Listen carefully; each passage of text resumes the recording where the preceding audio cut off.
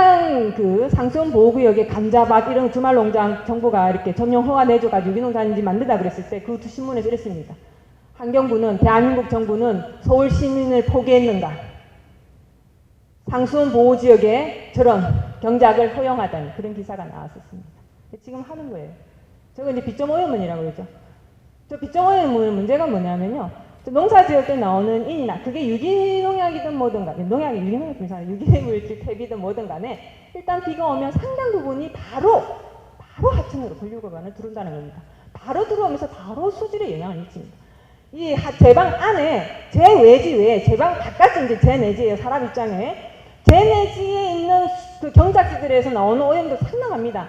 근데 그거는 지천을 통해 들어오고 일정 부분 그 전에 뭐 하처리가 되거나 하면서 본류에 유입되는 것도 뭐 어떤 분들은 뭐 별 지장이 없다고 하시지만 그것도 지장 없는 건 아니지만 이건 역시나 보시면은 이렇게 바로 강에게 이렇게 피해를 주고 있는 양상입니다. 그래서 사실은 먹고 살 만큼 되는 나라에서 강가에 농사 짓게 하는 나라는 우리하고 일본밖에 없습니다. 일본 아주 요만큼입니다. 그 외에 이제 여러분 동남아 국가를 여행하면서 강에 이렇게 노를 저어가는 그런 나라들은 그렇게 하고 있습니다.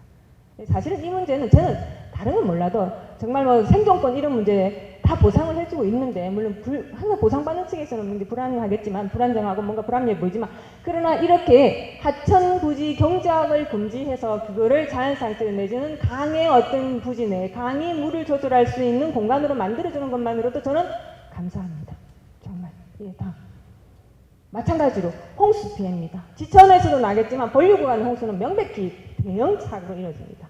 그죠? 그리고 우리가 지금 보면 잘 안 보이는데 5년 동안 평균을 냈더니 연간 그 피해액이 2.7조 그거 보고비가 4.2조 원씩 나왔습니다. 5년 평균이.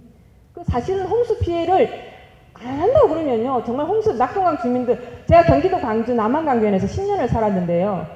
강을 따라서 이렇게 비가 좀 많이 오잖아요. 그럼 도로가 이렇게 내리고는 물이 차야 상권 차를 돌려야 했습니다.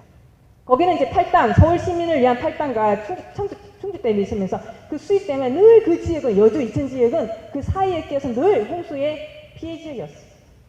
근데 지금 거기에 이제 보설치해서, 그 다음에 이를 하천 정리하고 준설해서 홍수를 낮춘다고 하잖아요. 예, 다음. 일단 수량을 한번 봅시다. 우리나라 물 부족 국가인가 아닌가. 아까 말씀드린 것처럼 우리나라는 1300mm 내에 들어오기 때문에 사실은 전체 강수량을 따지면 물 부족하지는 않지만 그런데 이게 1인당 쓸 수 있는 양으로 따지면 지금 상태가 맨 왼쪽이 한국입니다. 뭐 세계 평균에 비해서도 엄청나게. 그 다음에 갈수기에 하천바닥 드러나서 하산계수가 굉장히 높습니다. 홍수기와 갈수기의 어떤 물량의 차이가 굉장합니다. 다음. 이 부정할 수 없습니다. 이 데이터를 부정할 수는 없습니다. 그 다음 이거 오른쪽 보실까요? 사실은 그렇게 많은 비가 오지만 사실은 손실되는 양이 굉장히 많습니다. 우리가 결국 쓰는 물은 전체에 내리는 비의 27%밖에 안 됩니다. 그 27%를 어디서 받아 쓰느냐? 하천에서 대부분 받아 쓰죠. 그죠? 강이라는 겁니다. 우리에게 있어서는. 네, 다음. 수질 한번 볼까요? 보십시오. 그 전체 과영량, 부영량, 중영량, 빈영량 상태의 수준이 나옵니다. 근데 우리나라의 평균이 지금 저렇게 나옵니다. 총인만 보더라도 지금 뭐 녹조다 뭐다 정체 수역에서 가장 문제를 일으킬 수 있는 총인에 대한 농도입니다. 여기 보시면은 우리가 우리나라의 오염 수준을 알 수가 있습니다. 예, 다음. 뭐 당연히 그런 물이 없고 수질이 악화되니 그나마 수생태가 어떠할 거나 고통스러울 거라는 뭐 누구나 상상할 수 있습니다. 예, 다음. 뭐 당연히 지천들의 수생태에 훼손된 모습들입니다. 예, 죄송합니다. 좋은 모습을 못 보여드려서.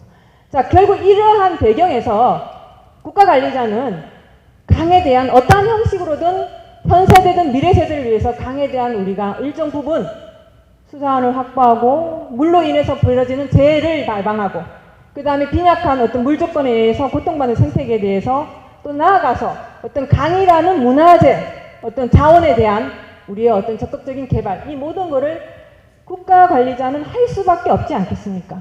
그죠? 그래서 이 4대강 살리기는 사실은 뭐 지금 뭐 이 생태 문제가 불거져서 뭐 생태 이렇게 얘기하면 저는 개인적으로 사실은 이거는 치수 사업이 가장 기본입니다. 그러고 난데 그 확보된 물, 깨끗한 물을 가지고 생태경관이나 치수경관을 만들어내는 겁니다. 근데 사실은 국민들은 치수 사업에 대해서는 당연히 국가가 해줘야 된다고 생각하기 때문에 사실 그 사업은 공가를 드러낼 수가 없습니다. 물난리 안 나면 당연히 물난리 안 나게 해주는 국가의 사업, 그게 치수 사업인데 그 안 나게 해주려고 하다 보니까 사실은 우리가 고민이 많아지게 되는 겁니다. 예, 다음. 그죠? 첫 번째 홍수 예방입니다.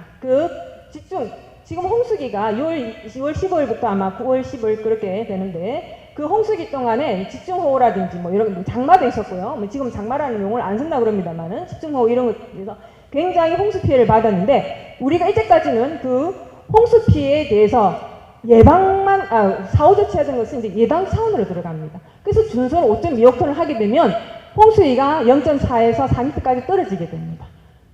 다음. 네.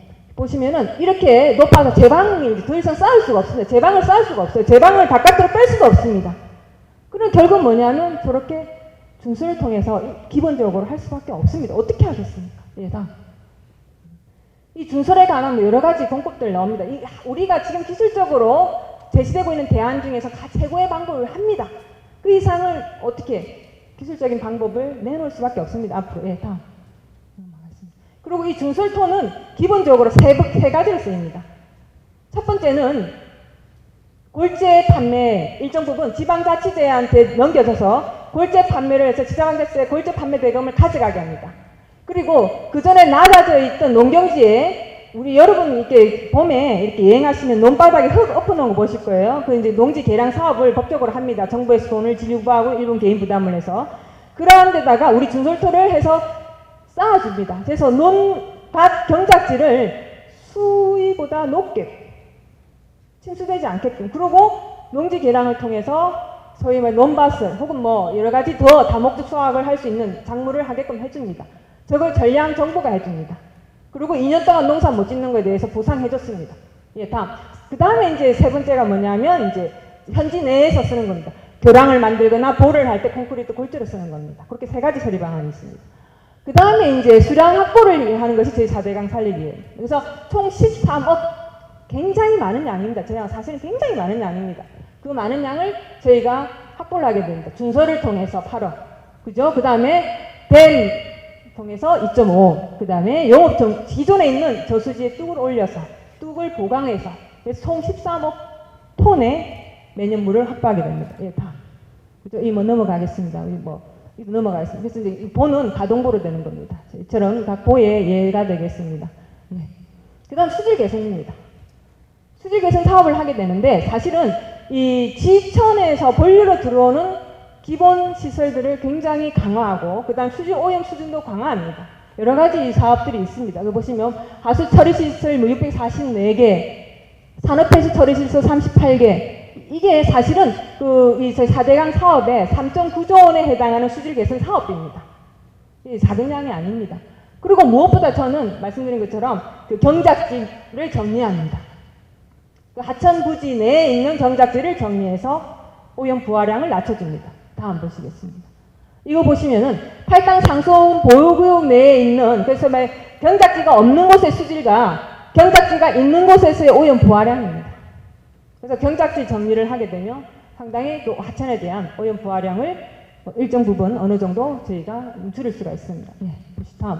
이거 보시면은 지금 뭐 유기농 단지 말살하느냐 어쩌나 막 지금 얘기가 나고 있는데 진실은 이렇습니다.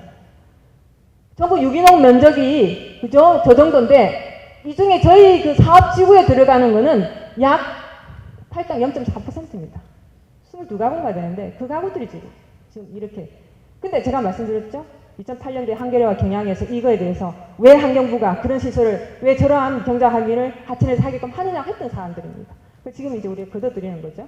그나마 이건 원래 하천부지는 국가 땅이기 때문에 무상 임대했던 겁니다. 그래서 이제 국가 전용 허가를 내줬던 거를 이제 국가가 사업상에 이 땅을 회수한 데 있어서 그나마 그것도 보상을 해줬습니다. 어느 지역에 가면 그거 국가 돈으로 보상해준다고 누군가는 불만입니다. 다음. 그 다음에 생태 복원이 여러 가지 방법을 통해 들어줍니다. 그래서 보시면은 뭐 일단 기본적으로 저희 공사 중에 공사 구간 내에 들어가는 하천들 습지들은 최대한 보존하려고 하는 것이 원칙입니다. 그러나 어떤 물의 흐름이나 하도 안정 이런 걸 고려했을 때 불가피한 거는 대체 어떤 그 공간을 만들어냅니다. 예, 다음. 그 다음에 절대 콘크리트 호환 얘기를 하시는데 저희 호환 총 면적이 굉장히 넓은데 그 중에 그 저수로 호환 사면이 1대5입니다. 수직 1m에 수평거리 5m입니다. 굉장히 완만하게 경사로를 둬서 자연적으로 어떤 호환이 형성되게 합니다. 이걸 만약에 경사를 세우게 되면